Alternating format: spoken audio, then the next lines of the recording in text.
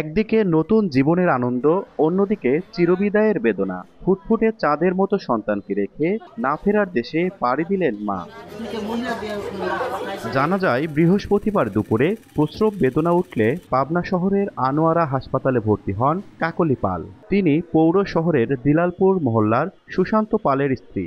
পরে সিদ্ধান্ত নেওয়া হয় সি সেকশনের অপারেশনের। অবশেষে রাতেই অপারেশন কার্যক্রম সম্পন্ন করা হয়। জন্ম নেয় ফুটফুটে কন্যা সন্তান। সবকিছু ঠিকঠাক থাকলেও বিপত্তি বাধে 2 দিন পর। শনিবার মধ্যরাতে হঠাৎই শারীরিক অবস্থার অবনতি হলে নেওয়া হয় পাবনা জেনারেল হাসপাতালে। হাসপাতাল কর্তৃপক্ষ জানান অনেক আগেই তার মৃত্যু হয়েছে। পরিবারের সদস্যদের অভিযোগ, অপারেশনের পর থেকে কাকলির শারীরিক অবস্থার অবনতি হচ্ছিল। তবে হাসপাতাল কর্তৃপক্ষকে জানানোর পরও তারা বিষয়টিকে তেমন গুরুত্ব দেননি। হাসপাতালের অব্যবস্থাপনার কারণেই মারা গিয়েছে কাকলি। সিজারের রুমের থেকে মনে করেন প্রচন্ড জোরে জোরে আওয়াজ আসতেছে আর বলতেছে, ওরে মারে, ওরে বাবারে, আমাকে বাঁচারে, আমাকে মাইরে ফেলা দিল রে। তখন আমরা বললাম আপনারা অ্যানাস্থেসিয়া দেন না, অ্যানাস্থেসিয়া যদি না দিয়ে থাকেন তাহলে এত জোরে চিৎকার পাচ্ছে কিসের জন্য?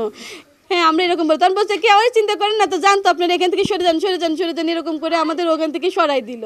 তারপরে বেবিক নিয়ে আসলো, মানে বেশি না, সর্বোচ্চ সব মিলাই 5টা মিনিট সময় লাগছে। বেবি সহ মাইক সহ বের করছে 5 মিনিটের মধ্যে। তারা সব কাজ করছে, কিভাবে করছে না করছে আমরা জানি না। রাত 3টার দিকে বা তারও আগে তখন হঠাৎ করে খিঁচুনি উঠছে, মানে কিছু খাওয়ানোর পর থেকে খিঁচুনি উঠছে। খিঁচুনি ওঠার পরে উনি প্রচণ্ড কষ্ট পাচ্ছিল।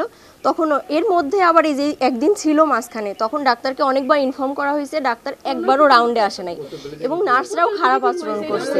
প্রচুর পরিমাণ ব্লিডিং হচ্ছিল, ব্লিডিং এর কথাও ডাক্তারকে জানানো হয়েছে, তারপরেও সে দেখতে আসে না। মানে সে অপারেশন করে যাওয়ার পর থেকে আর একবারও এই 2 দিনের মধ্যে রোগীকে দেখতে আসে না। আমি আমার ওয়াইফের যে সুস্থ কি চাই, বিচার চাই। এরকম একটা অঘটন ঘটলো, ওরা রাত 3টের সময় অ্যাম্বুলেন্স রেডি করে ওরা নিজ দায়িত্বে সেটা ওরা বাসায় পাঠাই দিছে। এর মানে কি? এটা আমরা কিছুই বুঝতে পারতেছি না। এটা আমাদের ধোঁয়াশা মনে হচ্ছে যে এর মধ্যে নিশ্চয়ই কোনো কারণ আছে, যে ওনাদের গাফিলতির কারণে আমাদের আজকে এরকম আমাদের একটা তাজা প্রাণ হারাতে হলো। তবে অবহেলার বিষয়টি অস্বীকার করে হাসপাতাল কর্তৃপক্ষ জানায় নিয়ম মেনেই সঠিকভাবে অপারেশন করা হয়েছিল।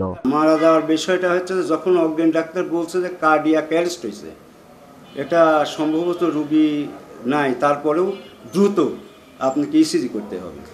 তখনই আমরা ডাক্তারের সামনে ওনাদের সঙ্গে কথা বলি, বলছে যে ভাই দ্রুত আগে হচ্ছে ইসেতে নিয়ে যান, অ্যাসোটে নিয়ে যান। এই কয়েকদিনে তো রুগী খারাপ হইতো, রুগী হাঁটাচলা করতেছে, খাওয়া দাওয়া করতেছে, এবং রুগী যখন অসুস্থ ফিল করে তার আগে সে মোবাইল দেখতেছিল। মোবাইল দেখতে দেখতে সে হঠাৎ অসুস্থ হয়েছে। এদিকে 2023 সালেই শেষ হয় হাসপাতালের লাইসেন্স, পরে আর তা নবায়ন করা হয়নি। অভিযোগ পেয়ে সিভিল সার্জন জানান তদন্ত করে ব্যবস্থা নেওয়া হবে। 2023 সালে পর থেকে রিনিউ করা হয় না, আমরা যথাযথ নির্দেশনা দিয়েছি আগামী 23/11/2025 তারিখের মধ্যে যদি রিনিউ করা না হয়, আমাদের স্বাস্থ্য অধিদপ্তর থেকে একটা চিঠি দেওয়া হয়েছে, যদি না দেওয়া হয় তাহলে আমরা এর যথাযথ ব্যবস্থা নেব। তদন্ত সাপেক্ষে হাসপাতাল কর্তৃপক্ষের সর্বোচ্চ শাস্তির দাবি ভুক্তভোগী পরিবারের। সবুজ মোল্লা, সময় সংবাদ, পাবনা।